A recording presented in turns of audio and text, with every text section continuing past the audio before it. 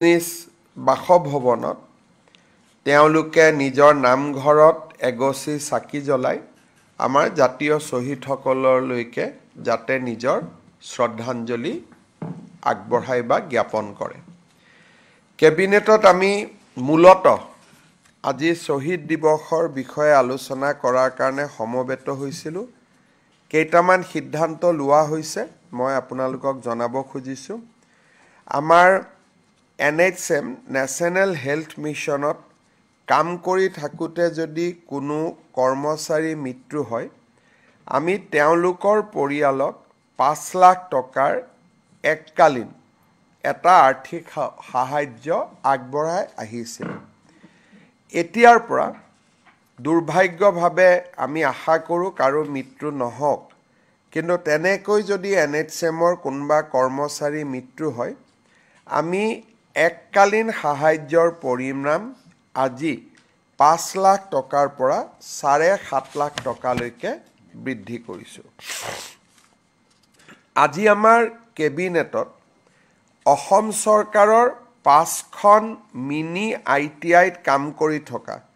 দুধনৈ, পাঠশালা, ৰঙিয়া, বিশ্বনাথ চাৰিআলি আৰু তিতাবৰ এই 5খন মিনি ITIত কাম কৰি থকা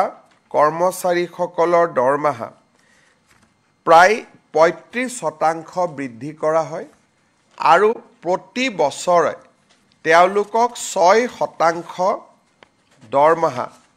ইনক্ৰিমেণ্ট বা দৰমহাৰ ওপৰত বৃদ্ধি 6% প্ৰতি বছৰে বৃদ্ধি কৰাৰ সিদ্ধান্ত গ্ৰহণ কৰে। আমাৰ কেইদিনমান আগতে আমি অসমত কিছু মহাবিদ্যালয়ক বিশ্ববিদ্যালয়লৈ উন্নত কৰিছিলোঁ, কিন্তু বহুকেইখন কলেজ এনেকুৱা আছিলে যে উন্নত হোৱাৰ লগে লগে প্ৰিন্সিপালজনক আমি ৰেজিষ্টাৰ কৰিছিলোঁ,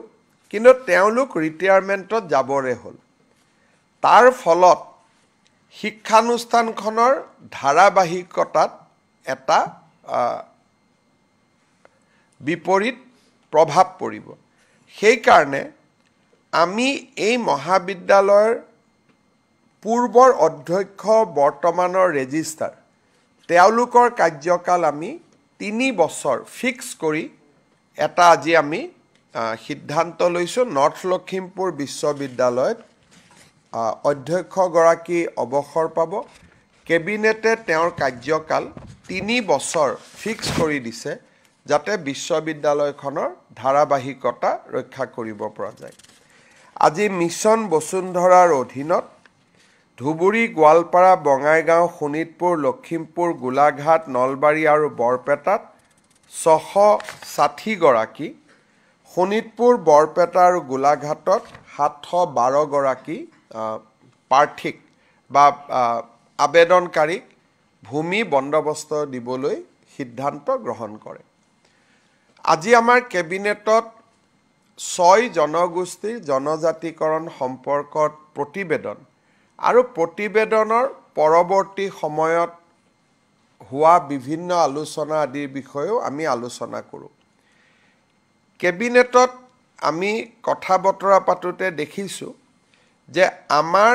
প্ৰতিবেদনখন খুব ভাল কৰি নপঢ়াৰ বাবে কিছু লোকে, বিশেষকৈ CC2I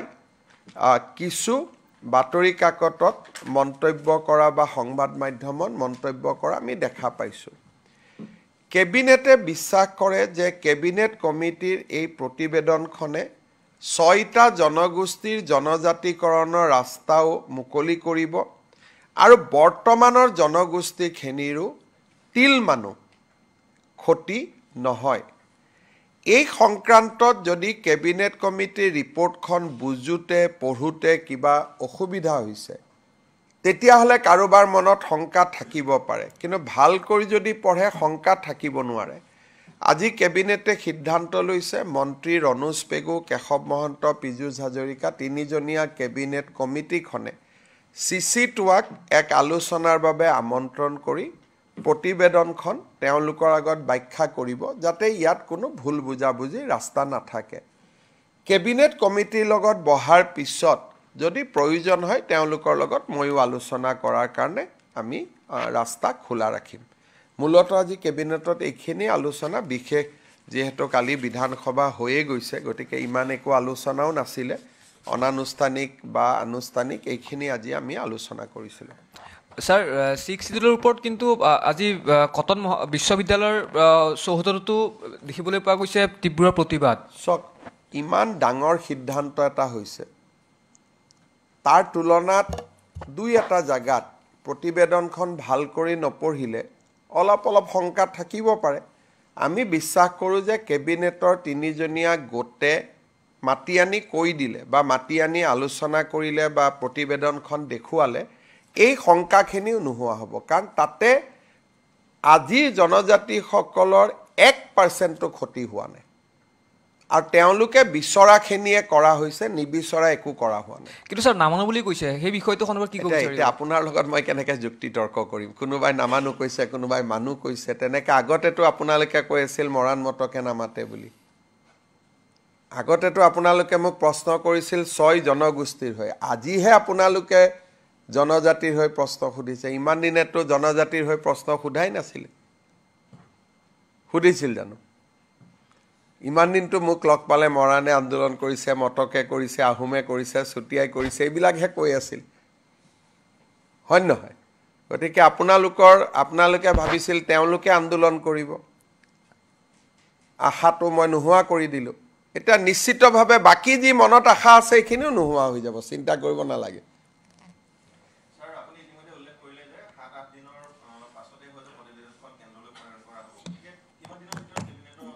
মই কেন্দ্ৰ চৰকাৰৰ হৈ মই কেনেকৈ উত্তৰ দিম মই কৈছোঁ যে প্ৰতিবেদনখন পঠাব সময় আছে যদি কংগ্ৰেছৰ কিবা পৰামৰ্শ আছে আমাক দিয়ক মই কথাটো মই প্ৰশ্নক মোক সোধা হৈছিল কংগ্ৰেছৰ ওপৰত উত্তৰ দিছোঁ মই কংগ্ৰেছৰ ওপৰত মই কৈছোঁ যে প্ৰতিবেদনখন আমাৰ হাততে আছে গতিকে কংগ্ৰেছে যদি প্ৰতিবেদনখনতকৈ লিখাতকৈও কিবা ভাল পৰামৰ্শ দিব পাৰে আমাক দিয়ক আমি আকৌ বিবেচনা কৰিম কৰিব তেখেতে কথাটো ৰনোজদাই পাতিয়ে থাকে ৰনোজদা নিজেইতো জনজাতি গতিকে এনেকুৱা কাৰণে কোনো টাইম এনেকুৱা একদম নহয় আজি ৰাতিও হয়তো ঘৰত গৈ বহি কথা পাতিব পাৰে তেওঁলোকতো কোনোতো বেলেগ নহয় আমাৰে মানুহ গতিকে টেলিফোন কৰিলে হয়তো আজি ৰাতিও গৈ মাতি দিলে তাৰ কাৰণে এটা বৈঠক সাংবাদিকক জনাই তেনেকৈ নহয় ন বৈঠক হৈ যাব আৰু গতিকে এইটোলৈ মোৰ প্ৰশ্নটো আছিল কি যে কংগ্ৰেছে ইমান দিন আছিল 6 জনগোষ্ঠীৰ লগত কালিৰ পৰা তেওঁলোকে ঘূৰি দিলে সেইকাৰণে কৈছোঁ আপোনালোকৰ কি পৰামৰ্শ আছে দিয়ক আমি চাই লওঁ সোণাপুৰত জনজাতি লোকসকলে ইমান ডাঙৰ সমদল কৰিলে আপোনালোকেতো এটাও প্ৰশ্ন সোধা নাছিলে সোণাপুৰত আজিৰ পৰা 15 দিন আগতে জনজাতি লোকসকলে বহুত ডাঙৰ সমদল কৰিছিল নাই তেতিয়াতো তেওঁলোকৰ কথাই আপোনালোকে নুসুধিলে কবাত যদি আপোনালোকে গম পাই যে এই মানুহকেইজন অলপ গভৰ্ণমেণ্টৰ বিৰুদ্ধে গৈছে তেতিয়া তেওঁলোকৰ প্ৰতি ইণ্টাৰেষ্টটো আপোনালোকৰ বাঢ়ি যায় 15 দিন আগতে তেওঁলোকে আজিতো কটন কলেজত কিমান মানুহ হৈছিলে স্যাৰ প্ৰায় 500ৰ ওপৰত 25,000 মানুহ হৈছিলে সিদিনাখনতো আপোনালোকে টংকেশ্বৰ ৰাভাকে ঘূৰাই গালি পাৰি আছিলে মনত আছেনে নাই জানো হয় নহয় সিদিনাখনতো আপোনালোকে টাৰ্গেট কৰি লৈছিল টংকেশ্বৰ ৰাভাক আজি আকৌ তেওঁলোকৰ হৈ মাত দি দিলে আপোনালোকে অলপ অসমখনক ঠাণ্ডা হৈ থাকিব দিয়কচোন ভাল লাগে তেতিয়া হ'ব ধন্যবাদ আন্দোলনলৈতো আলোচনা নহয়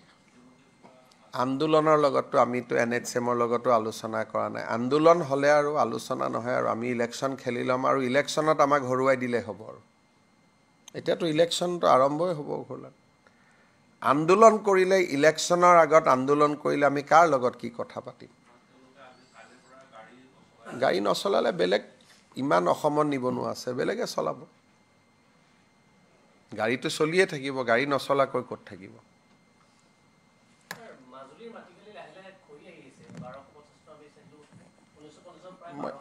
এইটোৰ বিষয়ৰ ওপৰত ক'লেতো বহুতখিনি জানি বুজি ক'ব লাগিব কাৰণ মাজুলীত মাটি কমিছে যে বাঢ়িছে কেতিয়াবা পীযুষ হাজৰিকাৰ লগত কথা পাতি ল'ব তেওঁৰ লগত ডেটা থাকে তেওঁলোকে ৱাটাৰ ৰিচোৰ্চৰ পৰা কাম কৰি আছে নতুনকৈ খহনীয়াত আমি জানাতো মইতো নাজানো কাৰণ কিহৰ কাৰণে যোৱা 5 বছৰত অন্তত নতুনকৈ মেজৰ ক্ষয় হোৱাৰ কোনো বাতৰি আমি পোৱা নাই আৰু পীযুষ হাজৰিকা গৈয়ে থাকে গতিকে দেখা যাব পাৰে কিবা যদি আছে আমি চাই দিব পাৰিম